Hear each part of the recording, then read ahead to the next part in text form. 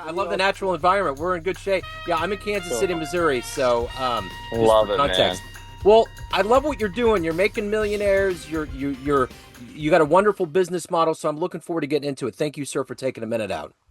Joe, thanks so much for having me today. Yes, sir. So let's begin our journey into your good work by asking you this.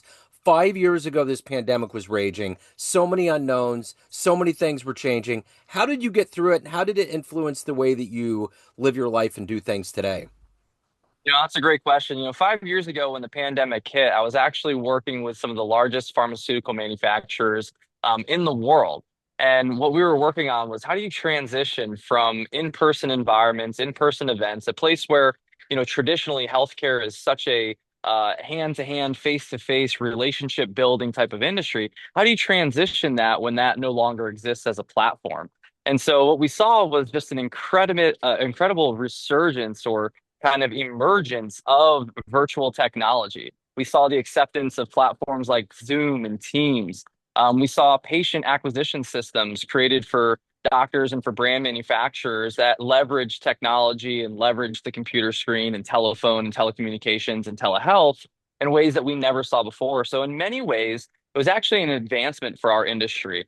And it was really well needed because, again, historically, the healthcare industry has been a space that has been a kind of a late adopter when it comes to things like technology. And so for the entire workforce to have to all of them kind of start to accept these new norms of this technological emergence, this evolution of technology that we find ourselves into, kind of today, not only was good for them as a whole, but it was good for kind of the world because it actually evolved our understanding and our use of technology and our adaptation into how we provide products for patients who need life-changing treatments the most. And so I would really say that, kind of the pandemic, as much problems as it caused and as problematic as it was, there was also some, tremendous wins that came out of that time period.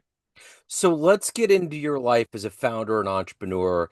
If I put you in front of a bunch of kids, they always get the truth out of us. They're 12-year-olds, it's career day. The kid in the back of the room is like, "Hey, what do you do for a living?" How do you answer them? Sure. I help people accomplish their dreams.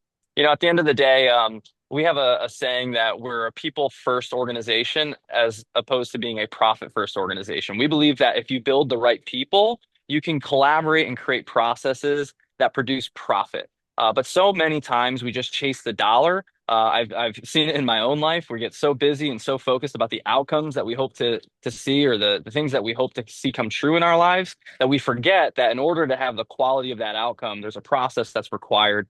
And behind all of these processes are people who have to manage that, create them, and collaborate around them. And so, for me, I would just simply say I help people make their dreams come true, whether it's a business owner launching their own brand or whether it's a person realizing the potential they have inside of them, rising up to greatness and accomplishing more earning potential and more work-life balance than they could have ever imagined. So, as the dream weaver, let's take you back to when you were 12 years old. You're sitting in that classroom. What did you want to be when you grew up? What was your dream job?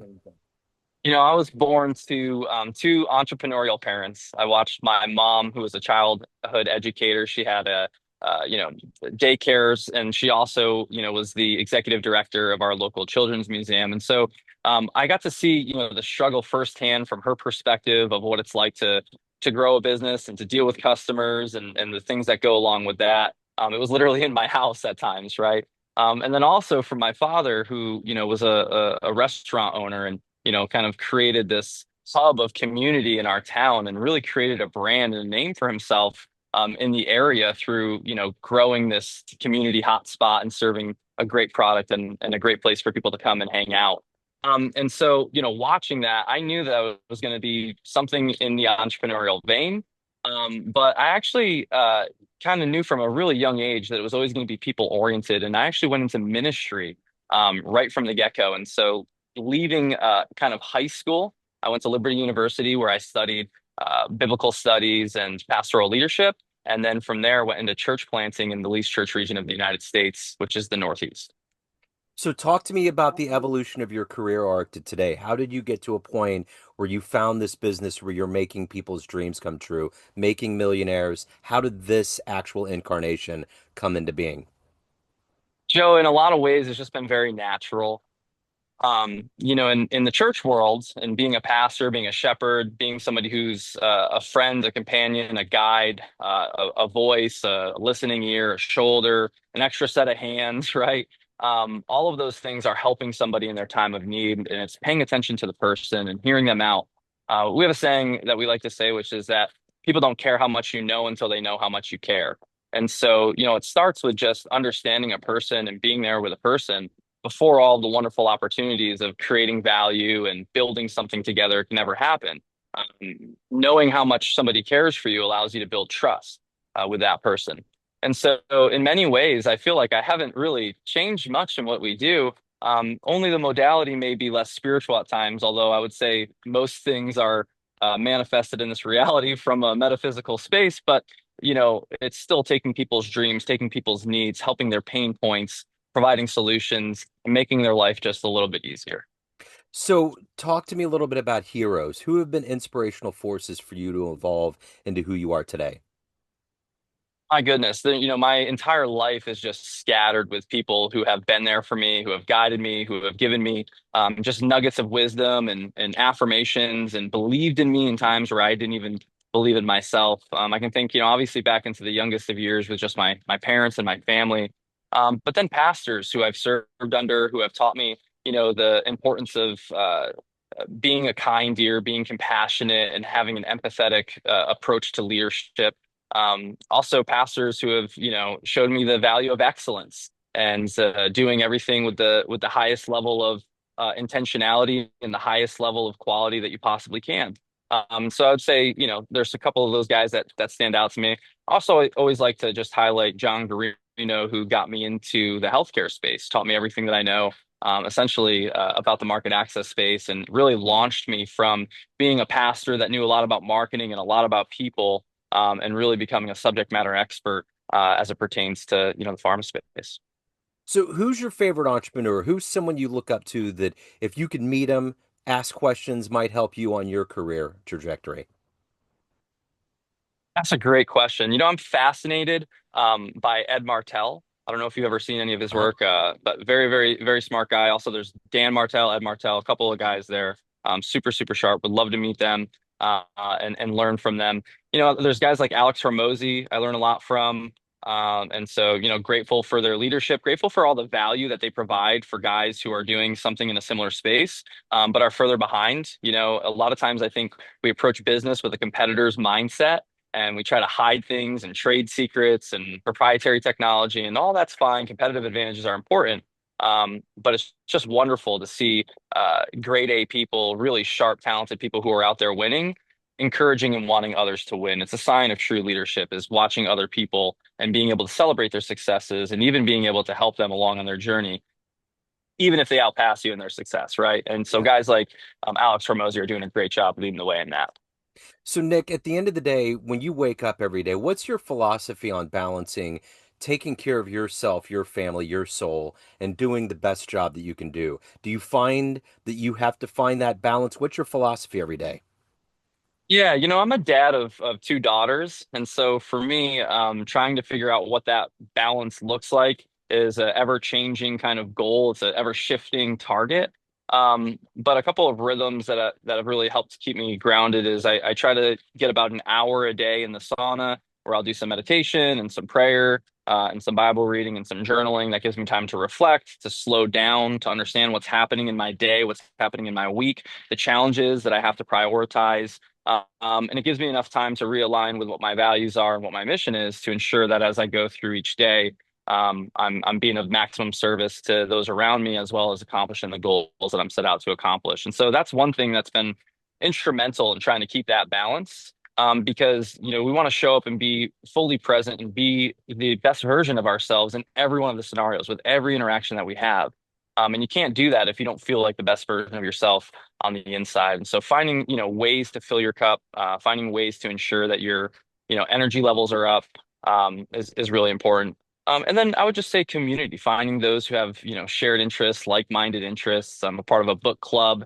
We read things together, we talk about what it means to us, we share about it, we encourage one another. And we meet at a pretty frequent basis. And so those things keep me in a rhythm where my cup is always full. So I have the ability then to try to share and encourage and be there, in the situations that require leadership. I've heard it said oftentimes that, it's not the easy situations that require leadership, but it's the hard situations that require leadership.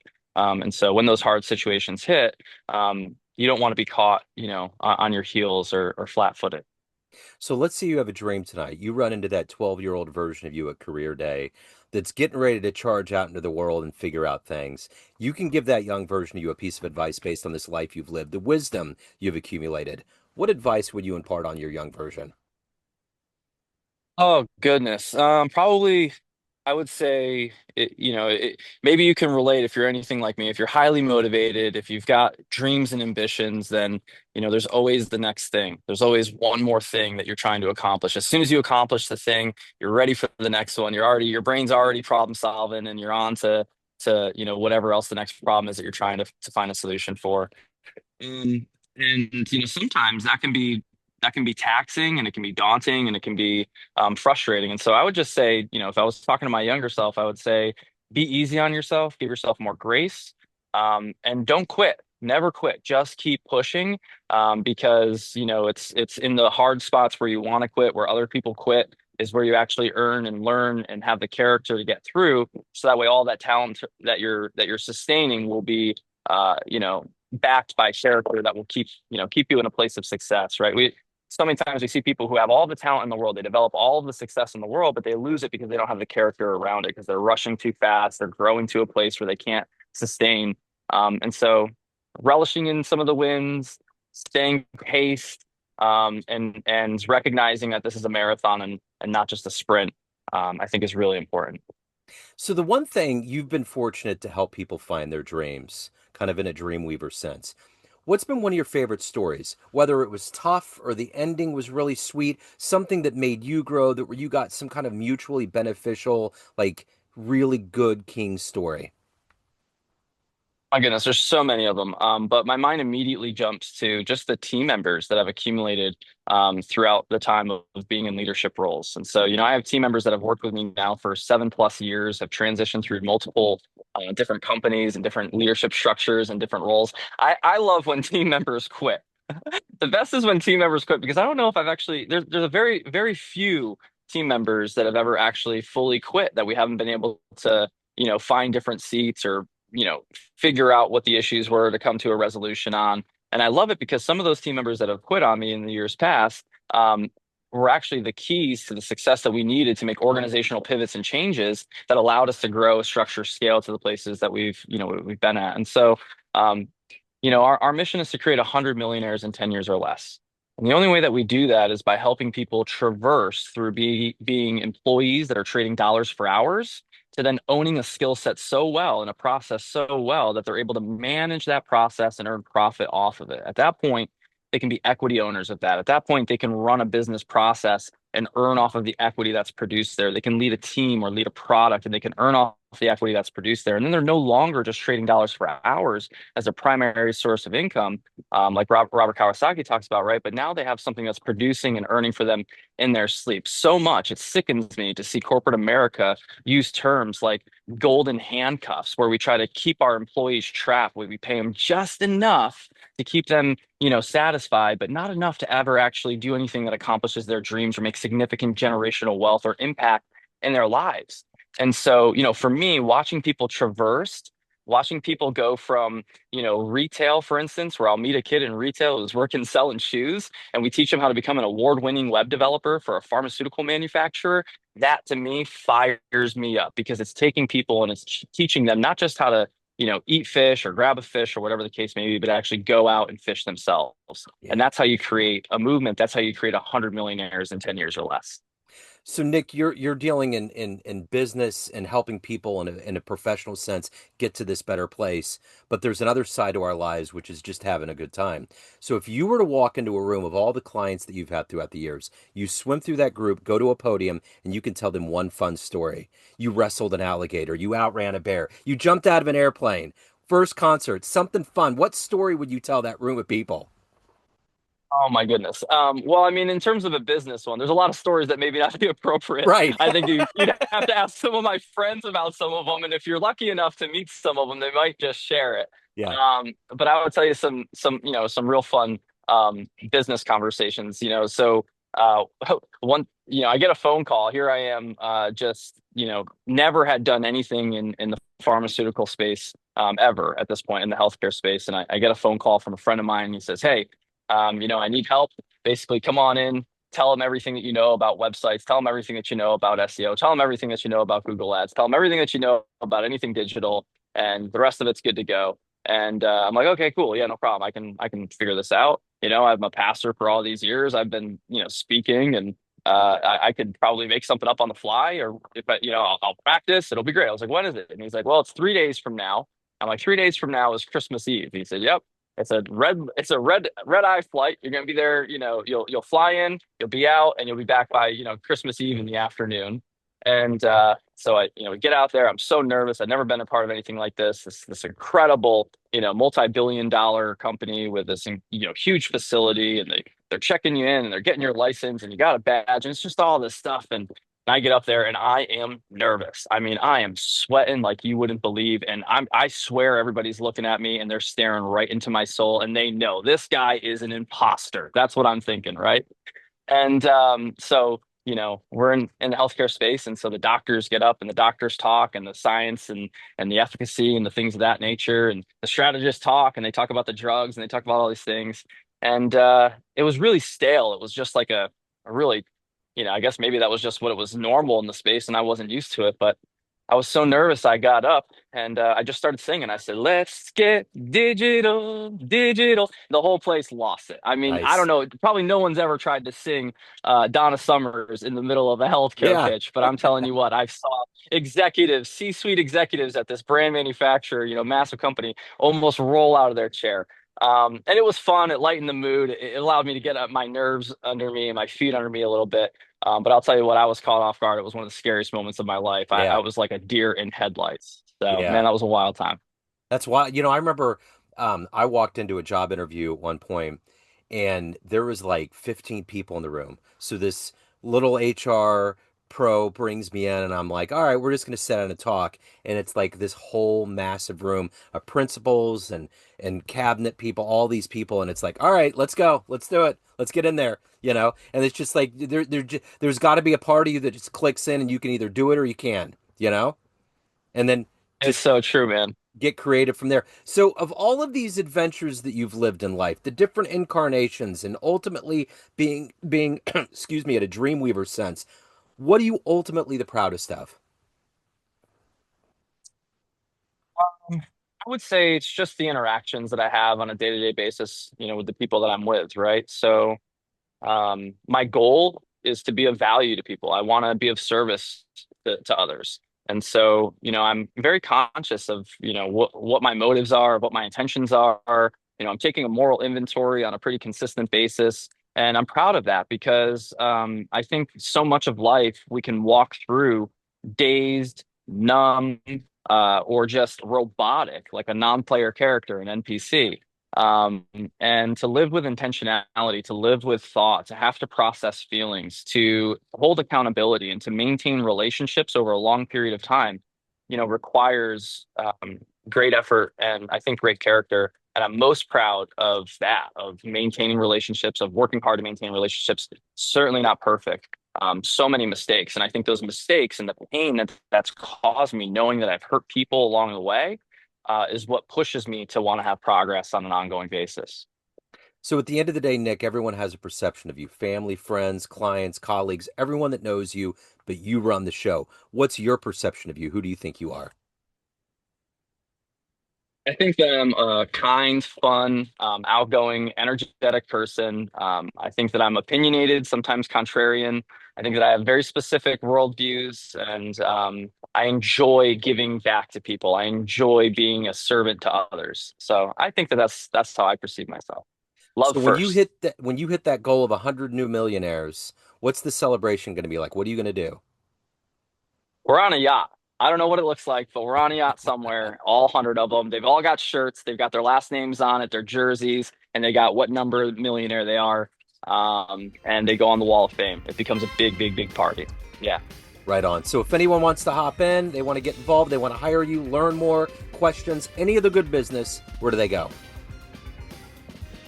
Head over to patientsarewaiting.com. So patientsarewaiting.com, you can see kind of what we do in our technology, kind of live in action. And you'll also get a chance to get a hold of me if you need. Right on. Nick, this has been great. Thank you, sir. Thank you for your story. Thank you for your time. I appreciate it, man. So thank you so much. Had a blast. Appreciate Yeah.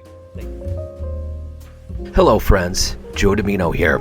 I just wanted to let you know that after 30 years or so, I have finally released my first book of poetry through the mighty Spartan Press here in Kansas City, Missouri. As the creator and host of both Neon Jazz Radio and the Famous Interviews with Joe Dimino podcast, along with being a visual artist, I'm ready to embark on a new adventure and want you to be a part of it. You can get a copy online via Barnes & Noble, Amazon, and actually on the streets in Kansas City at the great Prospero's bookstore off 39th Street.